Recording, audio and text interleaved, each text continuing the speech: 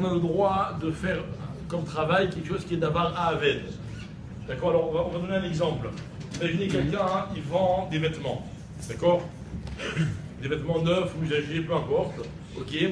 Est-ce que s'il ne vend pas ses vêtements pendant la Moed et il décale de 8 jours, est-ce qu'il va perdre de l'argent? Je ne parle pas du chiffre d'affaires. Est-ce qu'il va perdre sa marchandise?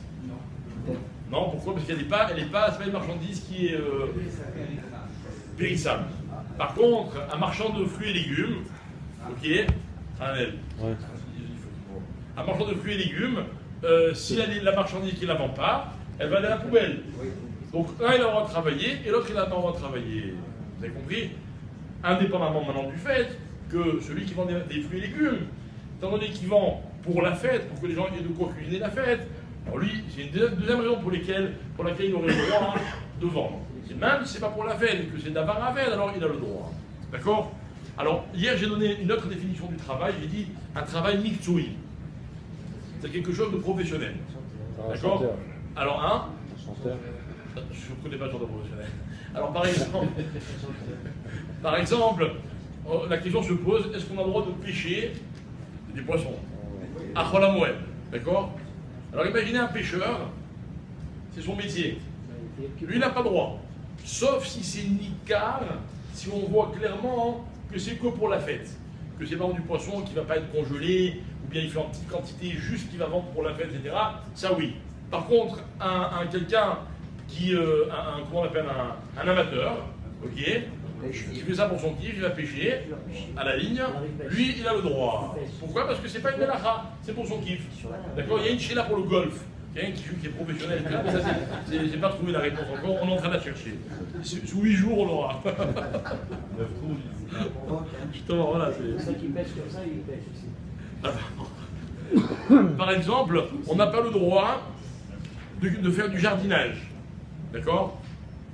Mais si c'est quelqu'un, c'est son hobby, c'est vraiment le kiff, alors c'est pareil, c'est comme pêcher. Ok? Maintenant, concernant les vêtements, alors attention, c'est très important, on n'a pas le droit d'aucune façon de laver du linge pendant Chol HaMoed. Ok? Maintenant, écoutez bien, on va expliquer. J'ai le droit, évidemment, de laver du linge si j'ai pas quoi mettre pour la fête.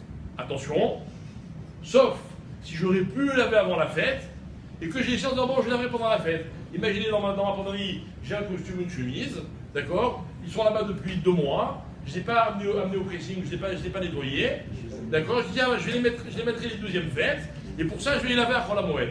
Ça, j'ai pas le droit. Parce que ça, c'est un zilzoul, c'est un mépris pour la fête. Je dis tiens, je vais laisser ça et le faire pendant la fête. Même si c'est pour la fête, mais étant donné que j'ai laissé le travail pour le faire pendant la fête, c'est un problème, vous avez compris? D'accord? Ça c'est pareil que je le nettoie moi, ou que je le fasse nettoyer par quelqu'un, même si ce quelqu'un c'est un goy. D'accord? Alors si, dans un cas où j'ai le droit, parce que j'ai un seul costume, il s'est taché les premières fêtes, je veux le remettre les deuxièmes fêtes, alors là c'est sûr que si j'ai un pressing goy, il vaut mieux l'amener chez un goy que de le faire par un juif. Vous comprenez? Mais dans le cas où il n'y a pas de héter, et goy ou juif, ça revient en main. C'est difficile. Quoi? Non, s'il n'y a pas de goy, tu as le droit de le faire. C'est ça que j'ai expliqué. Et si tu peux par un goy, c'est mieux. Et les serviettes, c'est pas de la maison, tout ça. Pareil, tout pareil. Si tu as besoin de linge pour la fête, il n'y a pas pour avoir un bébé, d'accord? Il n'y a même pas de chez là. Un bébé, il se salit beaucoup, etc. Alors, en général, les mamans, c'est sûr qu'elles ont besoin de laver pour un bébé. D'accord? Mais par contre, ajouter du linge, je finis à la machine et rajoute du linge, si c'est pour après la fête, c'est un problème. C'est un problème, d'accord? Donc il faut faire attention là-dessus. Comment? Les sous des Hakim, c'est de Horaïta. Est-ce que quelqu'un qui est dans la situation de laver pour un bébé peut dire de toute façon, c'est ce que je viens de dire. Rajouter encore du linge, c'est un problème. On se fatigue. Maintenant, il faut savoir une chose, attention, le repassage.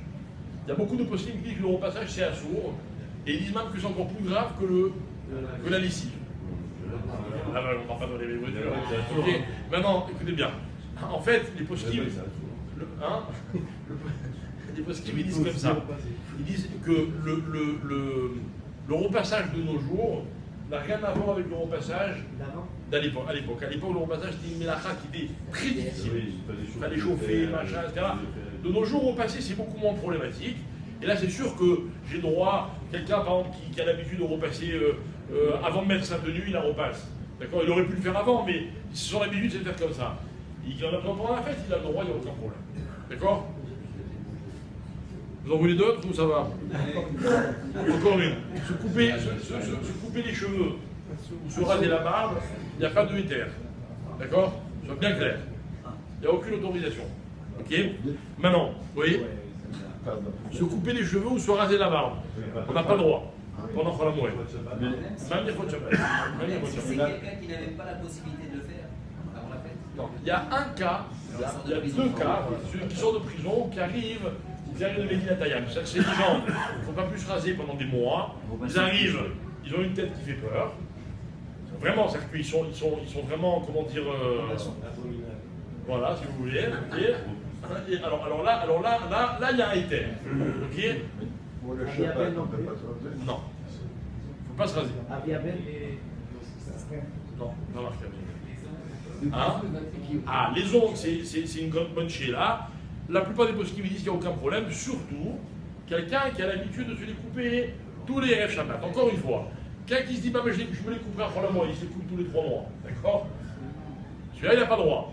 Quelqu'un qui se les coupe régulièrement, dès qu'ils sont longs, il se les coupe. Rolamoued, pas Rolamoued, il n'y a aucun problème, ça ne fait pas une mélacha. D'accord? Voilà pour aujourd'hui. Mincha, 18h20, nous comptons sur votre présence à tous. Tana.